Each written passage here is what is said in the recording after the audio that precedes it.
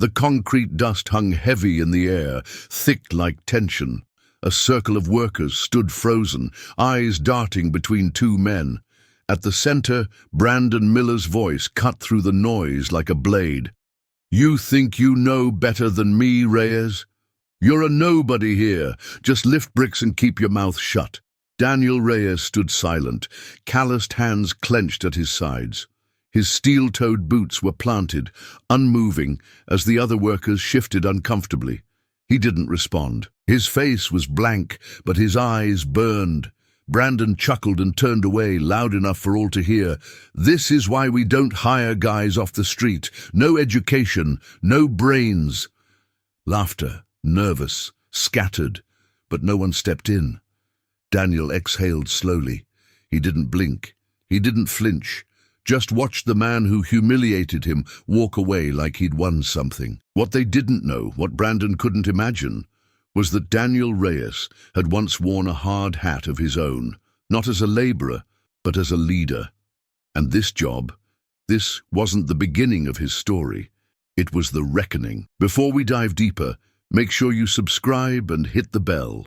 Stories like this aren't just told, they're felt. And around here, every choice has a weight. Don't miss the next one. Be part of something real, raw, and unforgettable. You're exactly where you need to be. Daniel Reyes wasn't supposed to be here. Not on this dusty construction site, not carrying buckets of cement under a sweltering sun, and definitely not being yelled at by a man like Brandon Miller. Just 6 months ago, Daniel lived in a different world. A world of blueprints, boardrooms, and building codes. He was an engineer, respected, methodical, always the last to leave the office. His co-workers called him the quiet mind, someone who solved chaos with calm. But behind that calm, Daniel carried something heavy, an unspoken grief and a guilt that haunted him every night. He had lost everything in a single moment. One miscalculation, one he didn't even make, cost his firm millions and led to a bridge delay that made national news. The real fault was buried in corporate politics, but Daniel took the fall.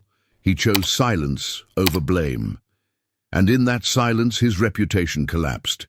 His savings disappeared. Friends vanished. His license was suspended, pending a lengthy investigation. And just like that, Daniel Reyes, the engineer, ceased to exist. He packed a bag, left the city, and showed up at a job site across the state, asking for work. No resume, no story, just hands willing to work. The foreman looked him over, strong-build, polite, desperate, and hired him on the spot. Daniel said thank you. He didn't say why he was really there. Each night, in a rented room with peeling walls and a single lamp, he reread his old textbooks. Not because he was clinging to the past, but because he was preparing for something. He watched, listened, memorized every detail of the site, quietly, carefully. It wasn't about proving anything to Brandon. That man didn't matter. Daniel had something else in mind. This wasn't about revenge. It was about redemption. Before the fall, Daniel Reyes had a very different vision of his life. Engineering wasn't just a career, it was his calling. From a young age, he was fascinated by how things were built. While other kids played with toys, Daniel disassembled old radios, fascinated by the hidden systems inside. Raised by a single father, Miguel Reyes, a retired carpenter, Daniel learned that building was more than a job. It was a form of dignity. You can always tell who a man is by the care he puts into what he builds, his father would say. Daniel took those words seriously. He worked 2 part-time jobs to put himself through college, earning a scholarship in civil engineering. He didn't go to Ivy League schools. He didn't need to. What he lacked in connections, he made up for in grit and focus. By his early 30s, he was managing mid-size infrastructure projects, roads, schools, public buildings, nothing flashy but always precise. Daniel didn't crave fame, he wanted stability, respect, and above all, he wanted to prove that someone like him, an outsider, quiet and unassuming, could rise on merit alone. He dreamed of one day starting his own firm, One where he could hire people like his father, people who knew how to build with their hands and their hearts. He had already started drawing up the business plan, saving every extra dollar, networking quietly with suppliers and contractors. Then came the Harborview project. It was the biggest opportunity of his career. A multi-million-dollar municipal renovation involving roads, sidewalks, and water drainage. Daniel was appointed as lead coordinator, second only to the executive director. He poured himself into the work. Long nights, early mornings, dozens of pages of calculations and revisions, but something felt off. He noticed inconsistencies in cost estimates and scheduling changes that didn't make sense. When he questioned them, he was told politely to focus on his own tasks. Let the top brass worry about logistics. He didn't push back. He should have. 2 weeks before the first major deadline, a structural report flagged a delay, caused by missing permits and misallocated resources. Daniel had flagged this possibility months earlier in a memo that mysteriously vanished from the system. Someone needed to take the fall. And Daniel, quiet, noble Daniel, didn't defend himself. He offered no names, no excuses. He walked out of that office with his head held high and a storm brewing inside, because the dream hadn't died. It had just been buried. It didn't take long for the difference in worlds to hit Daniel. One day he was sketching structural models on high-end drafting software. The next, he was shoveling gravel under the sun, called rookie by boys half his age. The worksite was brutal, not just physically, but socially. The hierarchy was clear, and Daniel, now a laborer, was at the bottom. Brandon Miller, the site's project engineer, embodied everything Daniel had learned to avoid. Young, entitled, loud, a man who wore his title like armor, always reminding others that he had a degree, that he was in charge.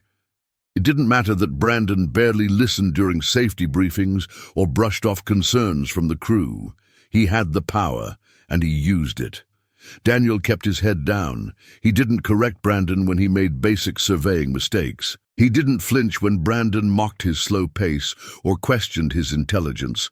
But one day, the concrete delivery was off by several inches. Daniel noticed it immediately.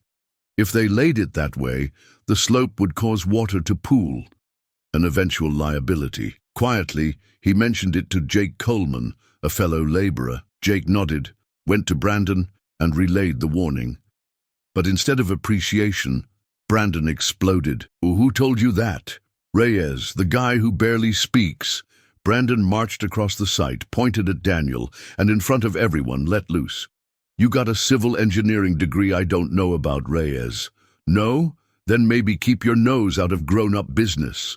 The silence that followed was thick. Daniel didn't respond. He didn't need to. The look on his face said it all.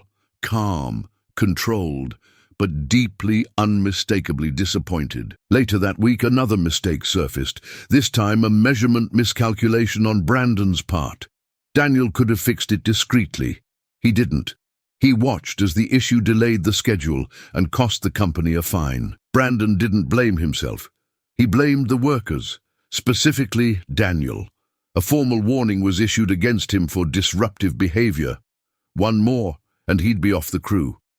Daniel went home that night and sat on his mattress, staring at the ceiling. For a moment, he questioned everything. Maybe he didn't belong anywhere anymore. Not in a suit, not in a hard hat. But then he remembered his father's hands, scarred, cracked, steady. Daniel knew who he was. And now, so would they. Rain pounded the thin metal roof of Daniel's rented room like it was trying to break through. The mattress was damp. A draft seeped through the cracked window. He sat there, knees drawn in back against the wall, holding the slip of paper that confirmed what Brandon had started. Final warning. Behavioral disruption. It wasn't just a threat anymore. One more misstep, and he'd be gone. Again. Daniel rubbed his face with both hands. His body ached from the week's labor, but the real pain was deeper, sharp and slow, like grief that wouldn't die. The past months had been a descent, but this This felt like the bottom. The illusion that he could work quietly, rebuild piece by piece, was shattered. Brandon wasn't going to let him be. And Daniel had let it happen. He had tried so hard to be invisible, to blend in, to avoid confrontation. But in doing so, he had given away pieces of himself, dignity, voice, worth. That night he didn't open his books, he didn't sketch. He just sat, motionless, listening to the storm. The next morning, Brandon was already barking orders before the sun fully rose. The crew was behind schedule, and the tone was panic disguised as authority. Daniel moved with robotic precision, not out of obedience, but numbness. During break, Jake approached him quietly. "He's out for you, man. I heard him talking to the foreman. They're setting you up." Daniel looked away. He didn't need to hear it. He already knew. Later that day, Brandon called him out again. This time for allegedly storing tools improperly, something Daniel hadn't even touched. In front of everyone, Brandon walked right up to him, inches from his face. "You don't belong here, Reyes. You think I don't see it? You act smart, you act quiet, but I know your type. Failures. You probably messed up somewhere else and ended up here. Trash always floats to the surface eventually." The words hit harder than any punch. Daniel didn't speak, but something cracked inside him, not out of rage, but out of something colder. Hopelessness. That night, he walked for hours, past shuttered stores, under broken streetlights, down streets he didn't know. He passed a bus station and almost stepped inside. Almost. He thought about calling his father, but Miguel was gone. 3 years now. Cancer. Daniel had buried him quietly, just before the Harborview disaster. He had no one left to call. He returned home to find a leak over his bed. He moved the mattress, sat on the floor, soaked, defeated. And then something unexpected happened. He wept for the first time in years. Not because of Brandon, not because of the job, because somewhere along the way he had stopped believing he was allowed to fight back. If this story is stirring something in you, pause for a second. Like the video if it resonates. And tell us in the comments, have you ever felt unseen but kept going anyway? Your voice matters here. Because sometimes just sharing your truth can be the first step to healing. The next morning, Daniel didn't rush to the site. He walked slower, eyes heavier, heart quieter. Something had changed overnight, not in the world, but in him. He wasn't angry. He wasn't plotting revenge. He was remembering. When he entered his room, after that long, aimless walk in the rain, something had drawn him to the bottom of his old duffel bag. He hadn't opened it in weeks. Inside, wrapped in a worn flannel shirt, was a leather-bound notebook. His father's, the one Miguel used for sketching furniture designs and leaving little thoughts in the margins. Daniel flipped through it, page after page of lines, angles, wood joints, and quotes. His father used to scribble sayings, some wise, some silly. One stood out. "A man can lose his tools, his job, even his name, but not his worth." Daniel read it again, then again. He felt something stir in him. Not a fire, but an ember. Not rage, but resolve. That night, he didn't just reread his engineering notes. He rewrote the plans Brandon had been working on, the ones Daniel knew were riddled with errors. He did it not to expose anyone, but because he needed to remind himself, you still have value. The next day, he showed up early. Earlier than anyone else. He began helping the new guys organize the tool shed. Quietly, methodically. When someone struggled with measurements, he offered advice, not commands, just observations. At first, no one noticed. Then Jake did. Then another worker. And when Daniel politely corrected a misaligned beam before it was bolted in, one that could have led to a safety issue, the foreman raised an eyebrow. "You've done this before," the man said. Daniel smiled faintly. "Once or twice." He didn't mention degrees, titles, past failures. He just kept working. Brendan was too busy scrambling with overdue reports to notice right away. But the site was running smoother. Problems were being caught early. The crew seemed more focused. And Daniel, he was still invisible. But now he was choosing to be. There's a difference between hiding and observing, between silence from fear and silence from strength. Daniel had crossed that line. He wasn't going anywhere. It started with whispers. Reyes knows what he's doing. Ask him. He's fixed stuff before. Bit by bit, Daniel's presence on the site began to shift. He didn't make announcements, he didn't argue, but every time something went wrong, an off-center bracket, a warped beam, a miscalculated trench, Daniel was there, calm, methodical, offering suggestions that worked. Jake became the first to say it out loud. "Man, are you sure you've never done this professionally?" Daniel just shrugged. "You learn by watching." But the truth was in his hands. The way he measured angles without double-checking, the way he spotted inconsistencies in plans without needing to study them. Experience like that doesn't come from just watching. Even the foreman started noticing. "Hey, Reyes, can you take a look at this layout?" Just a quick glance. Brandon, still swamped in admin chaos, remained unaware. He spent most of his time in the trailer, buried in paperwork he didn't understand, trying to hide delays and shift blame onto the crew. One day, the foreman asked Daniel to review a drainage setup. Quietly, behind the trailer, Daniel looked at the blueprint and shook his head. "This angle's wrong. Water's gonna pool." The foreman frowned. "You sure?" Daniel didn't hesitate. "Positive." They rechecked it. Daniel was right. From that day, Daniel started getting quiet nods of respect from the crew. No one said it, but they knew. He was more than just a laborer. And still, Daniel didn't step out of line. He never corrected Brandon publicly. He never questioned authority. His strength was in restraint, but he was building something, a quiet network of trust, a reputation not based on title, but on presence. He'd come to the site hoping to survive. Now he was becoming essential.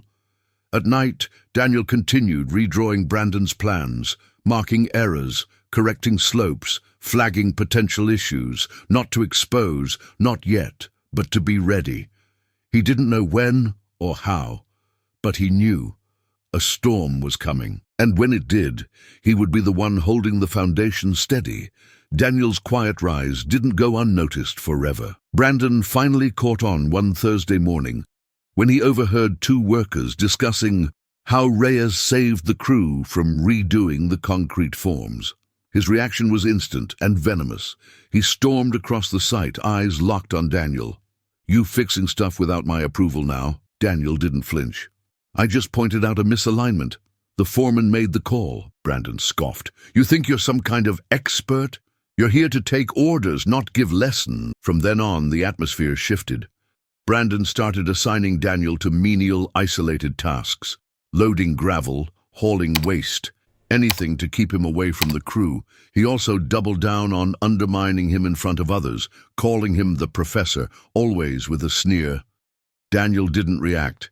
He didn't need to, because while Brandon tried to bury him, others kept coming to Daniel quietly, asking questions, seeking help. One afternoon, a heavy rain threatened to delay a crucial foundation pour. The drainage setup wasn't complete, and the plan, Brandon's plan, had no solution. The site was at risk of flooding.